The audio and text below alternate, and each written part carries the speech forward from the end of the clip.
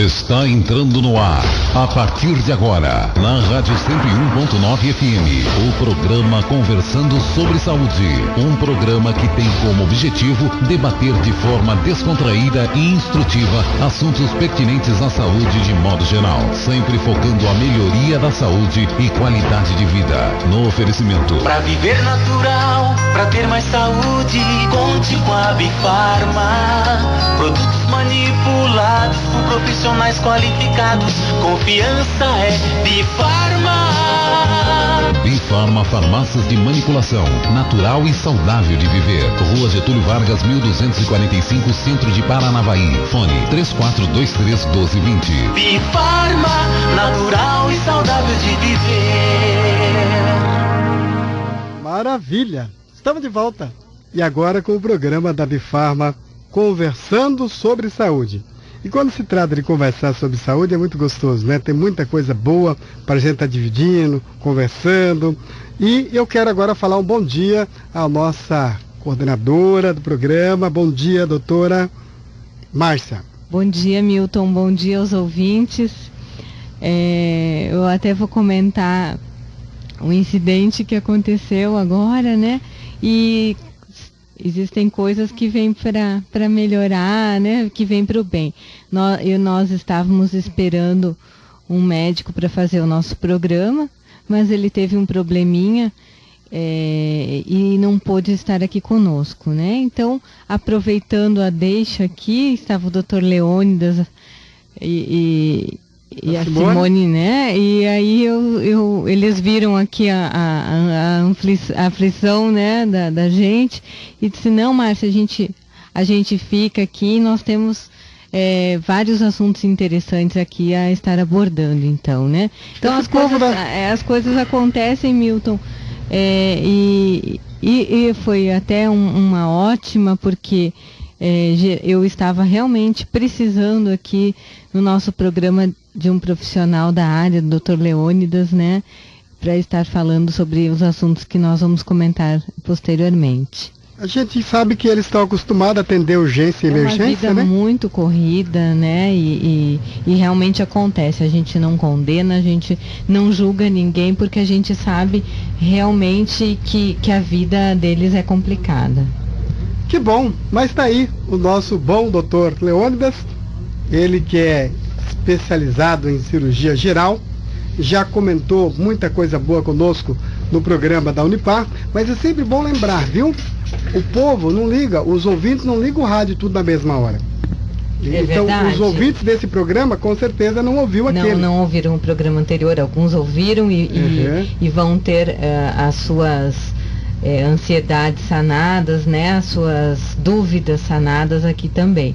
E para quem está ligando a rádio e não ouviu, realmente vai ter uma boa surpresa, né? Vai ter uma boa manhã aqui de informações. 8 horas e 30 minutos, continua o mesmo esquema do programa. Você liga 3446-2114, 3446-2107 para fazer a sua pergunta. Se não tem pergunta, liga do mesmo jeito, que a Carol está aqui com tanto pique para anotar o seu nome, e no final do programa você vai concorrer um kit de produtos cosméticos com muito carinho da Bifarma, tá bom? Doutora Márcia, a senhora conduz a entrevista, a conversa? Deixa eu aqui começar. Então, a Simone também vai estar aqui para nos dar algumas dicas, né, Simone, da sua área, né, a área de enfermagem. E o Dr. Leônidas, então, vai comentar sobre algumas doenças, diagnósticos, tratamentos, né, para que nós possamos estar informando o ouvinte, então. Dr. Leônidas, dentre as doenças do trato gastrointestinal, quais o senhor acha mais pertinentes aqui nós estarmos abordando? Bem, primeiramente, Márcia, bom dia. Sempre um prazer estar com você. Já estivemos outras vezes aqui com você. É interessante como as coisas acontecem realmente. Nós vamos poder participar de novo, levar à população novas informações. Diante da sua pergunta, devo responder assim: o que nós vemos de mais comum no dia a dia do consultório são aquelas queixas, e eu vou deixar no linguajar bem acessível para a população, certo. Mas é muito comum 2 queixas. Uma delas é a azia, queimação. É o paciente que come e depois ele passa a ter queimação, e isto tira a qualidade de vida do indivíduo. E essa outra queixa que nós vemos muito comum é o paciente que chega pra gente e fala: doutor, eu como um pouquinho, mas parece que eu comi um boi. Eu sinto um peso enorme no meu estômago e eu não consigo mais comer. E aí você avalia o paciente e você vê que é um paciente saudável, de forma geral saudável. Você faz avaliações clínicas, você faz investigação endoscópica e você acaba não encontrando muita causa. Então, no primeiro caso da azia, nós estamos falando da doença do refluxo gastroesofágico, e no segundo caso nós estamos falando da dispepsia funcional, né? São 2 situações que realmente tiram a qualidade de vida, rebaixam muito a qualidade de vida do indivíduo e são muito comuns no dia a dia. Essas doenças, geralmente, no caso a causa, né, dessas doenças é mais orgânica ou é emocional? O fator emocional sempre está presente nestes casos e é mais evidente na dispepsia funcional. A doença do refluxo, na verdade, ela tem um componente anatômico. O que é o refluxo? O refluxo é o retorno do conteúdo do estômago para dentro do esôfago. O estômago, ele é preparado para ter uma acidez muito grande, muito intensa. O esôfago não. Quando o conteúdo do estômago retorna para o esôfago, né, num sentido contrário ao que seria o correto, ao natural, este conteúdo ele é ácido e ele faz lesões do esôfago, e por isso existe essa sensação de queimação mesmo. O ácido ele sobe queimando, literalmente. E às vezes não só até o esôfago. Esse refluxo ele pode atingir orofaringe, pode levar a sinusites de repetição, otites de repetição, as doenças pulmonares, asma, bronquites, outras situações que chegam até a atrapalhar a vida de um casal, roncos, por exemplo, o paciente que faz apneia do sono, tudo isso pode, não obrigatoriamente sempre, mas pode estar associado ao refluxo. Dr. Leônidas, eu acho que é importante nós comentarmos também para as mães que têm bebês, né, recém-nascidos ou crianças no primeiro ano de vida, esses refluxos que quase sempre na criança pode se manifestar na forma de doenças de vias aéreas superiores de repetição, como as sinusites, as otites que o senhor comentou. Então, acho que era importante nós falarmos também, né, para essa mãe estar mais atenta nessa faixa etária, né? O refluxo na criança ele é bastante comum. Nem sempre ele evolui como uma doença de forma mais séria ou mais grave, mas é muito comum que nós tenhamos. Muitas das dores de crianças, né, de recém-nascidos, de bebês, se nós investigarmos adequadamente, nós vamos encontrar algum grau de refluxo, sim. E sim, na criança, o refluxo pode, além do desconforto, da dor, levar a outras doenças, né? Doenças de vias aéreas, tanto as sinusites, otites, quanto também as doenças pulmonares propriamente dita. Então é importante, né, a gente falar para as mães que, se porventura elas observam, né, esse desconforto da criança, principalmente após a alimentação, após a amamentação, que elas tomem alguns cuidados básicos, né? Não fique chacoalhando demais a criança após a alimentação, após as mamadas, que o berço ou o carrinho ou a própria cama sejam mantidos, né, a cabeceira mais inclinada. Isso dificulta o retorno do conteúdo gástrico para dentro do esôfago e, consequentemente, esses problemas respiratórios, né, de repetição na criança. E são orientações básicas, né, Márcia? Sim, são pequenas orientações que já vão favorecer, né, e diminuir bastante a incidência desse problema. Sim, e às vezes na maternidade, aquela ansiedade pela alta, o enfermeiro orienta essas questões tão básicas e simples, mas a mãe não escuta, né? Às vezes é primeiro filho, está ansiosa, preocupada como vai ser em casa. Essas informações assim básicas acabam passando, né? Ouvi, mas não escutei direito, não armazenei. Então é importante que o enfermeiro, nesses pós-consultas, né, na puericultura, ou até mesmo no retorno dessa mãe pós o parto, que seja cesárea ou parto normal, que esteja reforçando essas orientações. Então, às vezes até por escrito eu acho interessante, sim, né, sim. Simone, porque a mãe realmente, como está numa fase de adaptação, né, é interessante de repente até isso estar como escrito, né, deixar... Que é o que nós chamamos dentro da enfermagem de plano de alta, né, Márcia? São as informações que nós passamos de forma escrita, verbal e escrita, para esse binômio mãe-filho, para o domicílio daí, os cuidados no domicílio. Estamos apresentando o programa Conversando sobre Saúde, no oferecimento Bifarma Farmácias de Manipulação, natural e saudável de viver. Rua Getúlio Vargas, 1245, Centro de Paranavaí. Fone 3423-1220. Bifarma, natural e saudável de viver. Maravilha, né? Que bom esse programa, tanto conhecimento. Poxa vida, esse negócio do refluxo, nós sofremos tanto com nossos filhos, né? Mas a gente vai aprendendo aos pouquinhos. Olha, gente, quem tiver pergunta, ligue 3446-2114, 3446-2107. Pode fazer a pergunta. Hoje aqui tem um triedo aqui, né? É um trio. Doutora Márcia, tem a doutora Simone, tem o doutor Leônidas, que está aqui conosco. Se não tem pergunta, ligue também, deixa o nome para concorrer um kit de produtos cosméticos. Doutora Márcia, com a senhora. Bom, nós estamos aqui conversando qual a sequência, né, do programa. Então, doutor Leônidas, seria interessante a gente passar, no caso dessas duas doenças, né, falar um pouquinho do tratamento, né, o que pode ser feito. Bem, no caso do refluxo, a Simone estava falando das crianças, né? Uma coisa que deve ser lembrado é que crianças até 4 meses de vida, via de regra, tem refluxo.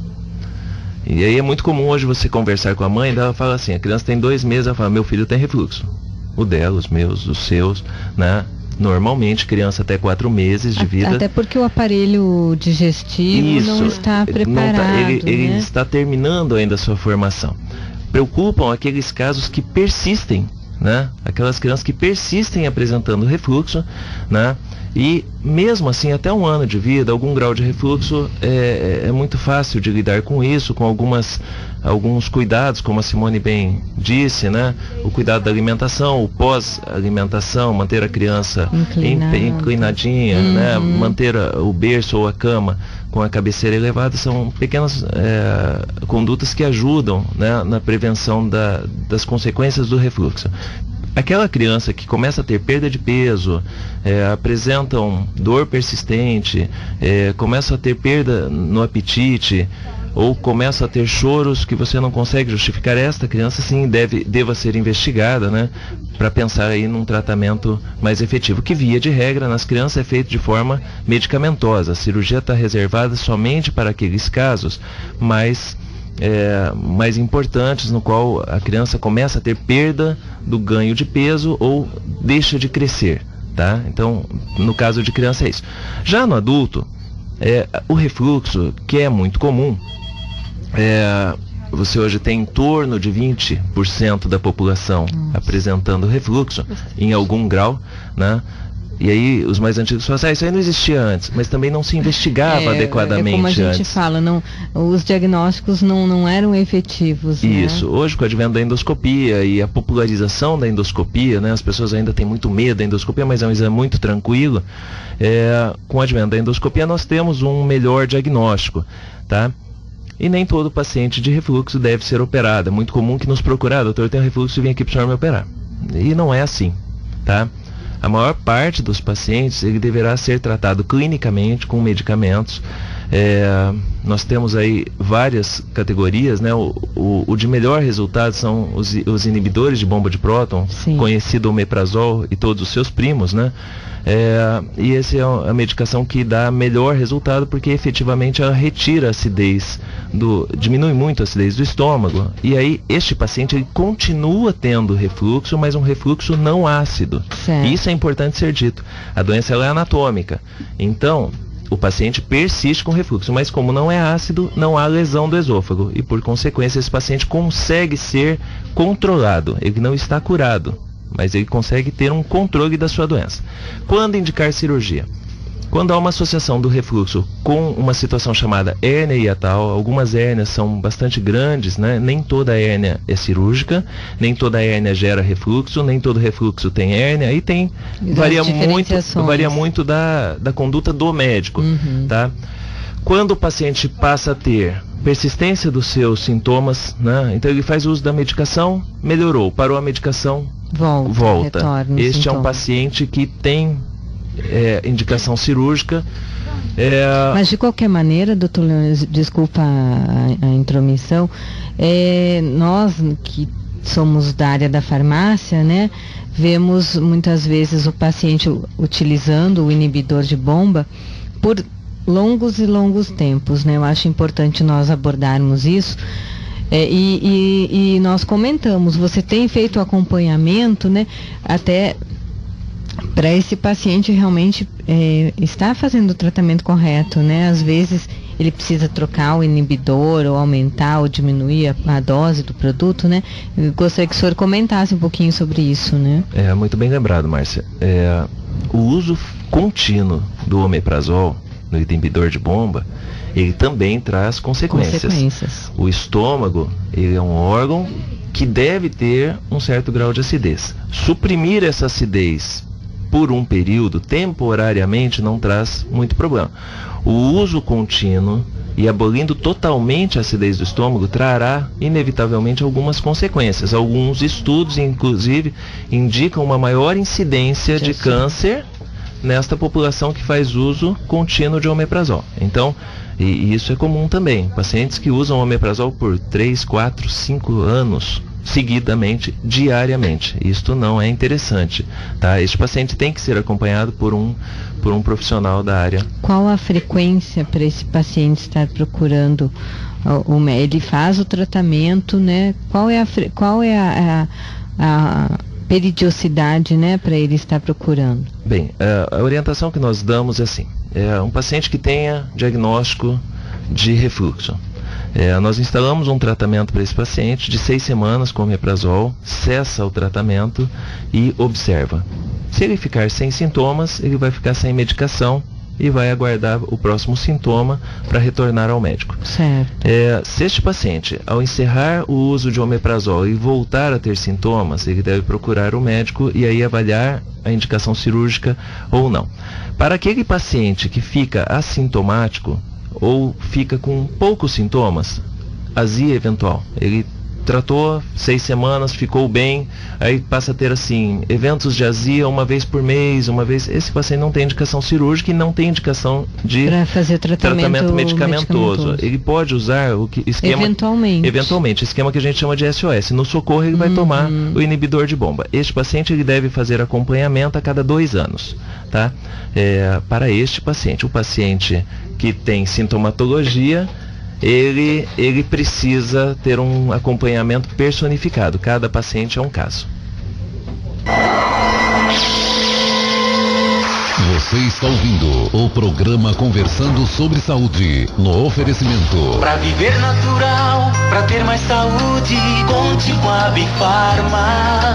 Produtos manipulados por profissionais qualificados. Confiança é Bifarma. Bifarma Farmácias de Manipulação, natural e saudável de viver. Rua Getúlio Vargas, 1245, Centro de Paranavaí. Fone 3423-1220. Bifarma, natural e saudável de viver.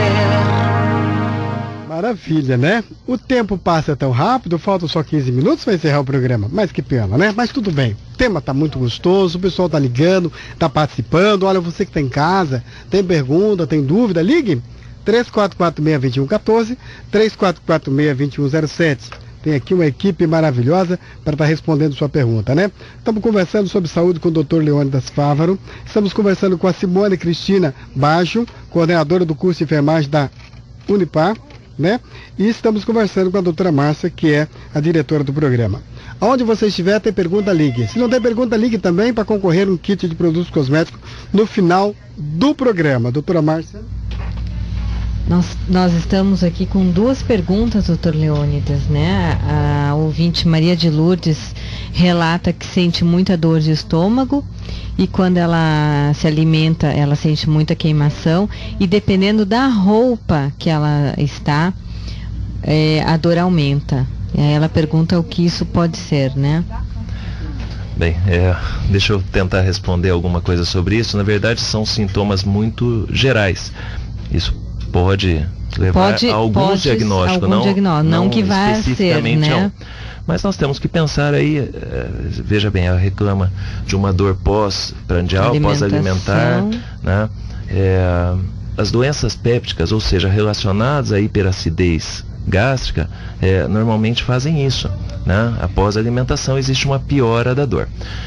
Quando a queixa dela é interessante, né? É essa situação de que a roupa lhe incomoda. E aí a gente deve pensar num esvaziamento lento do estômago.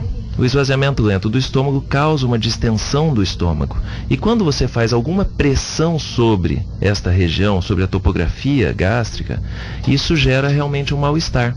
Quem que nunca teve aquela sensação assim, hoje eu comi demais, estou estufado, né? E aí você quer realmente ficar livre, você quer deixar aquela região livre. Como a gente diz, né? Tem pessoas até que abrem o zíper da calça ou coisas assim, justamente para melhorar. É importante também, né, doutor? A gente está comentando que essas doenças do trato gastrointestinal não são apenas medicamentosos os tratamentos. Há toda uma mudança de estilo, hábito, estilo de vida do indivíduo para que, associado com a medicação, ele tenha uma resposta melhor ainda. Sem dúvida, isso é verdadeiro. Não há tratamento para as doenças gastrointestinais que não exija mudança comportamental. Mas voltando ao assunto, né, da Maria de Lourdes, que ela tem esta queixa, dependendo do tempo de evolução disso e pela forma como ela coloca, deve ser já bastante antigo, esta paciente tem indicação de realizar uma endoscopia. Ela deve ser investigada adequadamente. E aí, a partir disso, vai ser definido o melhor tratamento. Provavelmente, tratamento medicamentoso associado às mudanças de comportamento, como bem lembrou a professora Simone. Perfeito. E nós temos uma outra pergunta da ouvinte Lourdes de Sá, e ela pergunta se existe uma outra forma de tratamento para colite que não seja essa questão da mudança de hábitos alimentares. Bem, as colites são inflamações intestinais que podem ser específicas ou inespecíficas, né? Algumas doenças, como doença de Crohn, retocolite, são as doenças específicas, né? Outras doenças que acometem o intestino, sífilis, por exemplo, tuberculose, podem, né? São também colites específicas.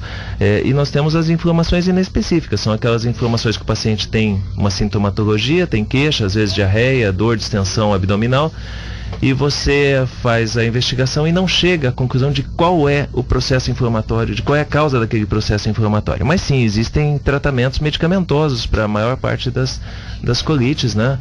Raramente vai ser indicação cirúrgica. A alimentação ela é necessária, ela é adjuvante no tratamento. A gente sabe que alguns peixes que contêm ômega 3, sardinha, cavala, salmão, ajudam muito no tratamento. O uso de maçã por causa de uma substância que tem butirato, né, chamada butirato, também ajuda no controle das colites. Mas nós temos vários medicamentos que ajudam o controle. O que é importante para este paciente que perguntou sobre colite é definir qual é o tipo de colite, como é que ele tem esse diagnóstico. Né? Porque é muito comum o paciente que chega pra gente e fala assim: doutor, eu tenho colite porque eu tenho diarreia. E às vezes não é isso, a causa é outra. Precisa definir isso de forma... Ou seja, precisa estar sendo acompanhado pelo médico especialista, né? Muito bem. Deixa eu cortar um pouquinho que eu vou entrevistar, vou fazer uma pergunta ao vivo. Vamos lá então. Alô? Deixa eu ver. Oi. Ô, Milton. Oi. Pode falar. Às Oi. vezes Tá falando com quem falo? É com a Carmelita. Oi, Carmelita. Você fala de onde? É aqui de Paranavaí mesmo, no sítio. Então pode fazer a pergunta, por favor. Então, eu gostaria de saber que meu marido, de vez em quando, ele tem uma tosse, aí ele tem vômito, assim, mas só está uma água verde, ou às vezes é transparente. Eu gostaria de saber se isso é refluxo. Legal, pode deixar que o doutor já vai responder. Obrigado. Tá bom, meu. Bem, Milton, essa é uma queixa interessante, né? O paciente que tem tosse seguido de vômito. Fazendo um comparativo, né, pra gente brincar um pouco, quem veio primeiro, o ovo ou a galinha, né? É a mesma história, a gente tem que investigar adequadamente, porque a tosse pode causar reflexo de vômito e o refluxo pode levar à tosse. Este paciente tem que ser investigado. A forma de investigar este paciente é fazendo uma endoscopia inicialmente, talvez uma pH-metria, que é um outro exame um pouco chatinho de ser feito, mas que às vezes nos ajuda bastante. Esse paciente tem que ser investigado. Pode ser refluxo? Pode. Pela forma como ela coloca, que ele primeiro tosse e depois vomita, e não há outras queixas, ou pelo menos a paciente não fez menção a outras queixas, não acredito que seja refluxo, acredito que a causa seja outra, provavelmente do próprio trato respiratório. Tem que ver se esse paciente é fumante, tem que ver com o que ele trabalha, as alergias podem causar isso, então é um paciente que precisa uma investigação melhor. Não descartamos a possibilidade de refluxo, não. Correto, Dr. Leônidas, perfeito. Nós estávamos comentando a respeito do omeprazol, né? E nós temos uma pergunta interessante aqui de uma ouvinte, Clarice, e ela relata que ela fala que pergunta, na verdade, se o uso prolongado do omeprazol pode provocar câncer no estômago, né? Que você já comentou. E ela pergunta se alguém que toma omeprazol há 5 anos se corre risco, né? E se o senhor quiser responder essa questão, e depois a gente vai fazer um paralelo aqui com... Tá. Os estudos preliminares mostram que o ambiente gástrico sem acidez, ele tem uma maior propensão ao câncer gástrico. Isso quer dizer que todo mundo que faz uso de omeprazol contínuo vai ter câncer? Não, absolutamente. A incidência de câncer nesta população é maior. Isso nós já sabemos. Esta paciente faz uso de omeprazol há 5 anos continuadamente. Ela corre risco? Bem, os estudos mostram que ela tem um risco maior. Se vai acontecer com ela, nós não temos como saber. A probabilidade pode aumentar, né? Aquilo que a gente sempre fala, a professora Simone falava antes, né? O importante é que esse paciente tenha um acompanhamento na área de saúde. Esta paciente, ela está sem informação e sem acompanhamento. Ninguém faz uso de nenhum medicamento por 5 anos seguidos. Uhum. Tá? Então, este e paciente... outra coisa que eu penso, né? Dá licença só um pouquinho. Essa paciente, esse cliente, ele deve procurar uma unidade também, né, para renovar essas receitas, e o profissional de saúde que está acompanhando, né, que vê essas renovações de receita, ele tem que estar atento ainda a isso. Não é o simples... As próprias farmácias mesmo, né, que fazem ou preparam ou que vendem o medicamento, mas tem que estar orientando o paciente. Orientando também, o paciente, porque ele vai usando, e nós que estamos ali mais próximos, é o médico, né? Mas aí, professora Simone, eu insisto naquilo que você falou, é o fazer com carinho, gostar do que faz. É o enfermeiro, você é o conversar com o paciente às vezes dá trabalho, porque o paciente tem queixas, tá? É mais fácil às vezes você simplesmente entregar uma receita renovada. Mas este paciente tem que conversar com ele, tem que entender toda a dinâmica de evolução da doença dele. É isso que nós queremos reforçar, que o profissional da saúde, quer seja o farmacêutico, o médico, o enfermeiro, o nutricionista, mas que esteja atento a todas essas informações indiretas que o cliente acaba passando, né? Uhum. Vem ali toda semana, todo mês, renovando receita, mas por que isso? Isso não é automático, isso tem que ser analisado. Então é um né, despertar do profissional para essas informações indiretas que o cliente passa. Isso é super importante para a gente ir conduzindo e chegar até o profissional médico. Então, por que às vezes reclamam tanto, né, que as unidades estão abarrotadas de pacientes, de clientes, e que os médicos não dão conta? Porque nós que estamos na ponta, equipe de enfermagem principalmente, a gente tem que estar atento a isso e fazer essa triagem, né, para chegar até o médico realmente aquele cliente, aquele paciente que precisa desse acompanhamento, desse atendimento. Isso amenizaria muitos problemas na área da saúde. Este cuidado, sem dúvida, tem que ser lembrado. É muito interessante. Nós recebemos, eventualmente, alguns pacientes no consultório e o paciente vem exatamente com esta informação. Eu fui na farmácia mandar fazer de novo uma medicação, eu cheguei lá, uma doutora não deixou eu fazer. Eu sei que a Márcia é muito criteriosa com isso, muito cuidadosa. Nós recebemos esse paciente novamente. O paciente às vezes não gosta muito disso porque quer resolver o probleminha dele, mas ele esquece que por trás dessa atitude da doutora Márcia tem todo um cuidado com ele, né? Que é o do melhor cuidado para a sua saúde, né? Então eu concordo plenamente, isso me deixa muito feliz de saber que nós temos profissionais cuidadosos como vocês. E sem falar em questão das hospitalizações, né? No momento da alta é importante que esse enfermeiro, essa equipe de enfermagem, principalmente o enfermeiro, ele oriente acerca das receitas médicas, né? O como tomar essas medicações, as orientações que devem ser pertinentes a esses medicamentos, como efeitos colaterais, enfatizar a importância do retorno médico, né? E a gente acompanhar esse paciente nas unidades básicas de saúde. Porque hoje é onde nós temos um fluxo maior, né, de clientes à procura de orientações de saúde. Então é importante que desde a atenção primária ou lá a nível hospitalar, né, unidade básica hospitalar, que a gente tenha aquele cuidado da referência, contra-referência, para que haja essas informações, essas trocas de informações e acompanhamento entre os profissionais de saúde e que a gente tenha um único objetivo, né, Márcia? Qual é? Melhor atender melhor atender o paciente. Acho que todos nós da saúde, a gente não há competições, né? Nós temos um objetivo comum que é esse, atender bem o paciente. Perfeito, Simone. A abordagem eu acho que é pertinente, né? Nós precisamos realmente fazer com que os profissionais de saúde realmente tenham essa visão e tenham essa preocupação com o paciente, né? Dr. Leônidas, na nossa vivência, no nosso dia a dia, nós vemos, né, essa questão dos inibidores de bomba sendo muito utilizadas por outros profissionais, né, por outros médicos de outras especialidades, de forma a abrandar os sintomas de outros medicamentos. Por exemplo, um reumatologista, um ortopedista, e que utilizam anti-inflamatórios, analgésicos e fazem o uso do inibidor de bomba também ali para que haja uma diminuição dos sintomas do medicamento, né? E por vezes existem pacientes que fazem utilização por anos desses produtos também. Esse risco do omeprazol ou inibidores de bomba é o mesmo também na questão? Sim, Márcia, veja bem, pacientes de uso crônico de anti-inflamatório, esses pacientes sofrem muito, porque o anti-inflamatório inibe uma substância que chama prostaglandina, que é um protetor natural do estômago, e eles acabam tendo muita dor de estômago, né?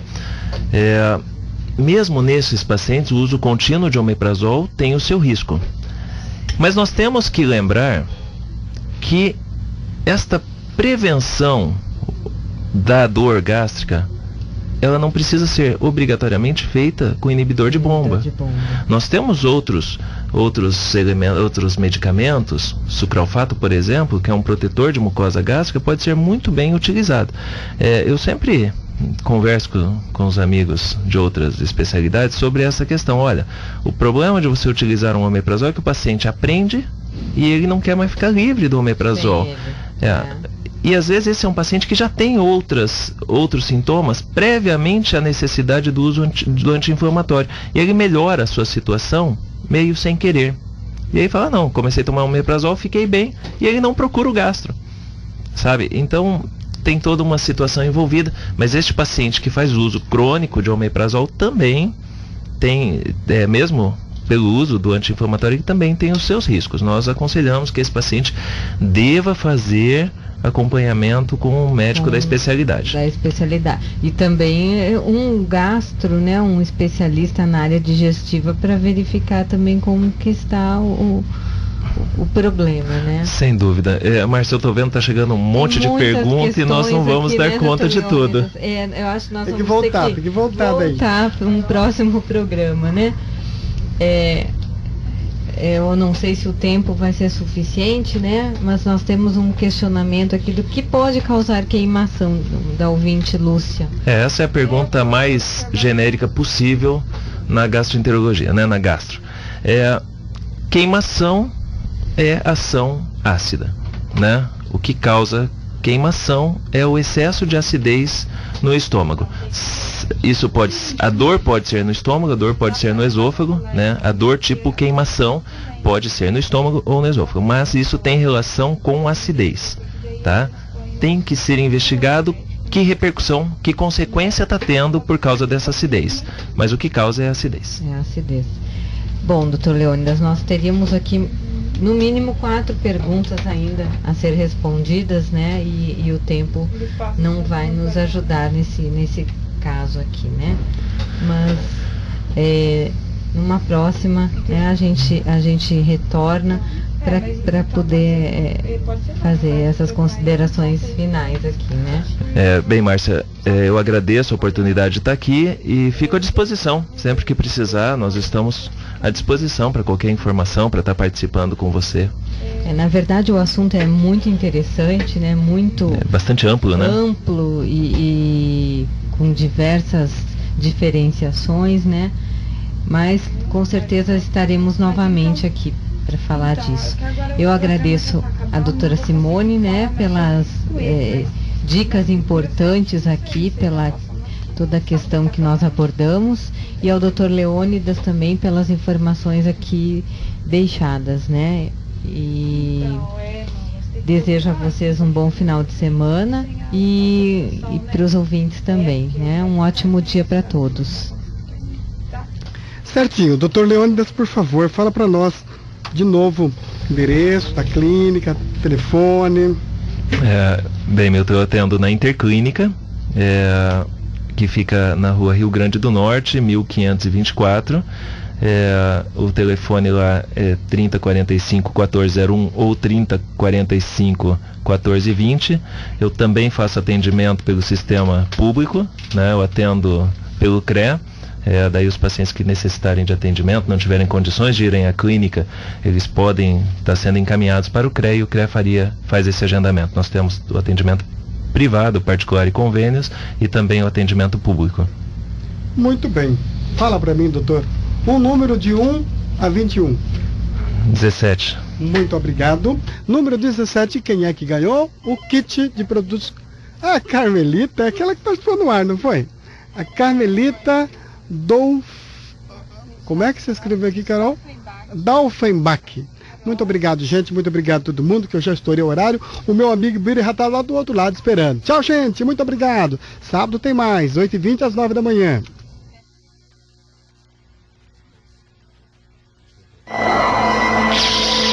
Você ouviu o programa Conversando sobre Saúde. Convidamos você para no próximo sábado, a partir das 8h30 da manhã até as 9 horas da manhã, a estarmos juntos de novo. Contamos com a sua audiência e a sua participação no oferecimento. Para viver natural, para ter mais saúde, conte com a Bifarma.